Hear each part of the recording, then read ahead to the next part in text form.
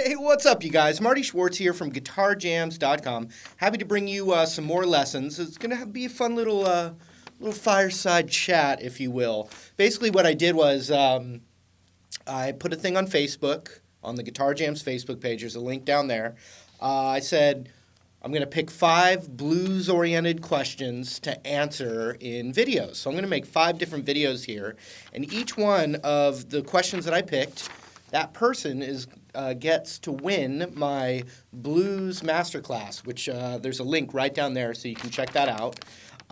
In fact, I'm also going to pick one comment from this video to win that set as well. Here's the first question. Her name was Carolyn Poff, and she asks, I want to learn more on string bending and vibrato techniques. And I know that's a question that a lot of people want tips on. So we're going to zoom in. I'm going to just talk about some basic bending and vibrato techniques. And hopefully a bunch of you guys will get something out of that. All right, so I'm going to talk a little bit about string bending and a little bit about vibrato. Some of the things with the string bending, one is knowing which notes are good to bend, typically. So like, for instance, the basic pentatonic, you got the G string right there. But if you try and bend down here, all of a sudden it sounds off.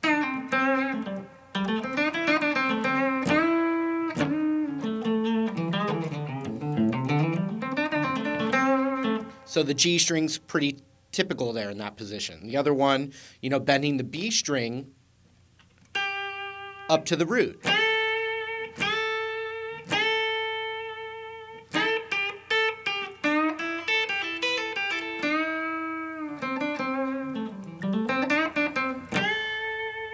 And then in this position as well, the high E.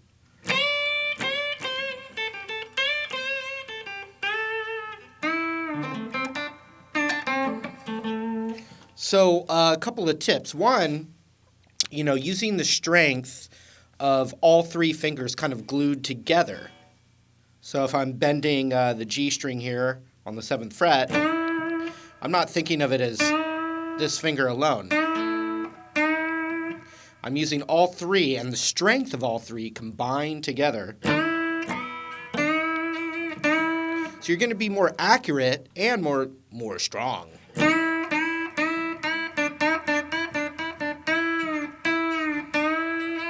The other thing is digging in with the very tip or tips of your finger. So not, if it's back on your finger, it's much harder to get that leverage going, right? But if my fingers are bent down like this, and the very tip of it is on that string, then I can straighten out my fingers, all 3 of them,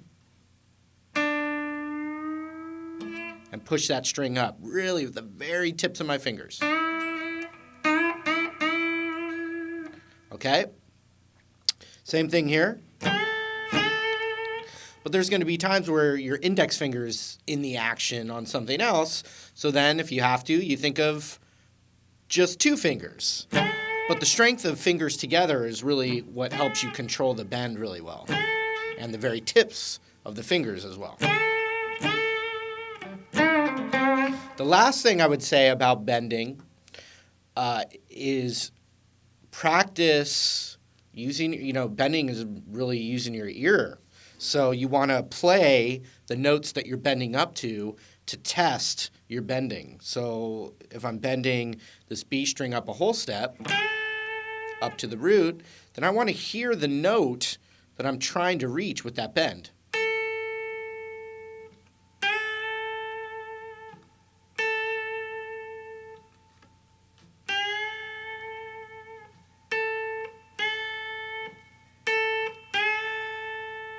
Find it.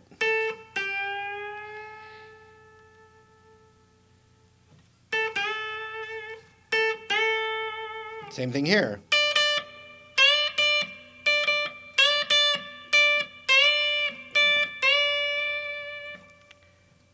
G string here.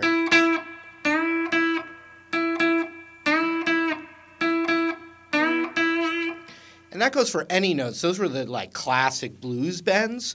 But if you're getting more into other scales.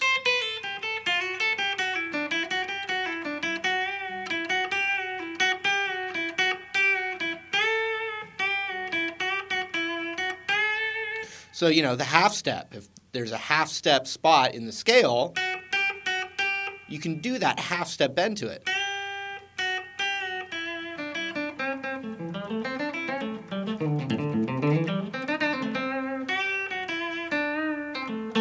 And the other thing on that G string where you have that blues note right there, you can do it with a bend instead.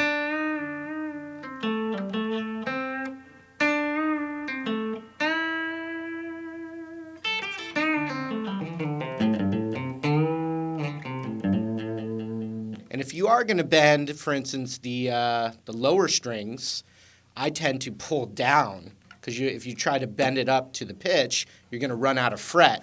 So like.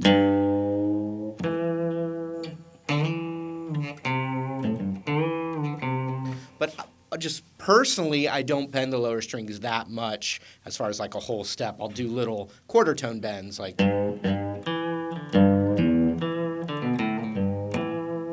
But I don't typically do like the standard bend like I would on the G, B, and high E.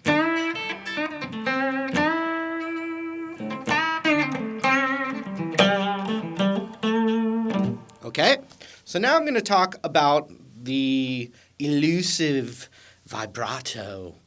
Lots of questions about vibrato, and I did a guitar clinic with my mate, Justin Sanderco. I've done a few of them now. And that was another topic that those students were asking about as well. They really want to work on their vibrato. I can say from a personal standpoint, my vibrato improved just with playing and listening and playing some more and listening to my favorite music some more and just letting it evolve. So it wasn't one of those things I necessarily, put the timer on. It's like, okay, for the next 10 minutes, I'm going to work on vibrato. It wasn't like that at all. It's just the better I got at guitar playing, the better all my tools got. So like vibrato, for instance, if you're still trying to learn a scale or you're not that experienced with your licks, your vibrato, doesn't need to be this amazing thing. In other words, all your little skill set kind of grows together.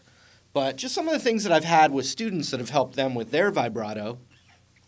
Now, when I do vibrato, I do it one way, and every guitar player can do it a little bit different. Like, for instance, B.B. King wiggles his whole hand and makes the string vibrate. I can't do that. And like Robin Ford says he can't do that, and he's one of the greatest blues players. So, you have to kind of develop your own playing and your own style. But vibrato, when you break down what the concept is, it's the string pitch, the actual sound of the string is vibrating up and down. So it is actually kind of like it's going out of tune a little bit. But you do it in time with the music.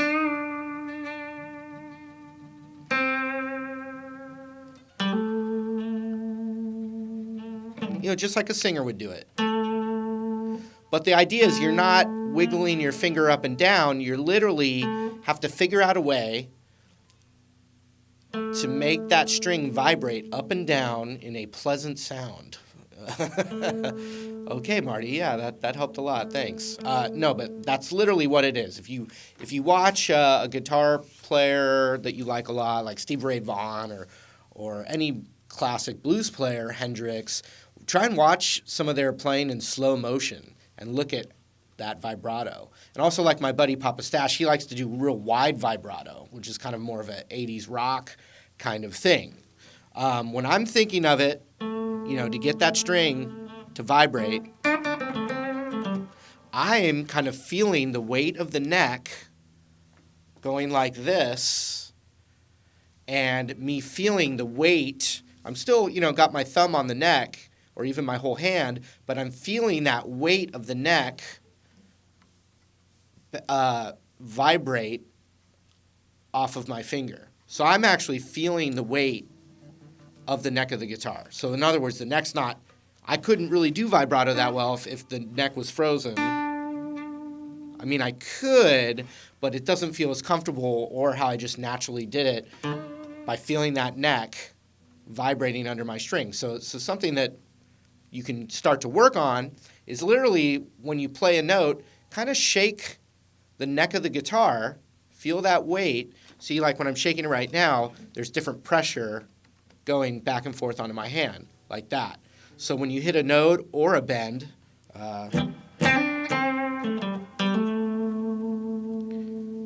you can even just shake it right from your hand, shake the neck, but then also try and find that balance of the string vibrating off the weight of the neck as you kind of shake the neck. You know, you don't want to hold the note and shake the neck like that. You're going to feel a little bit of give in the way you're holding the neck as you shake it like that. You know, like I said, B.B. King, you know, only wiggles his hand to get it to do it. But this is kind of, you know, my approach.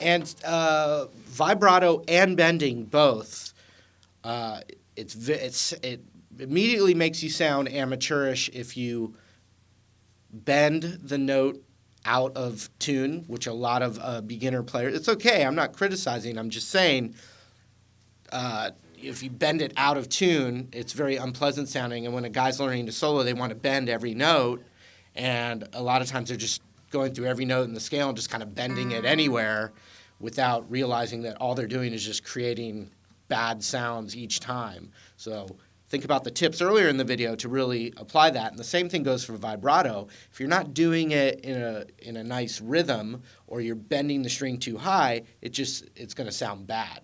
So just, you know, food for thought. Thank you for the question. Hopefully I gave you some ideas at least. And we'll see you in the next one. All right, that was the lesson. Hope you got something from that. Remember, I'm also going to pick one comment to win that Blues Masterclass set that's right down there. Thanks for hanging out, and we'll see you in another lesson real soon. Take care.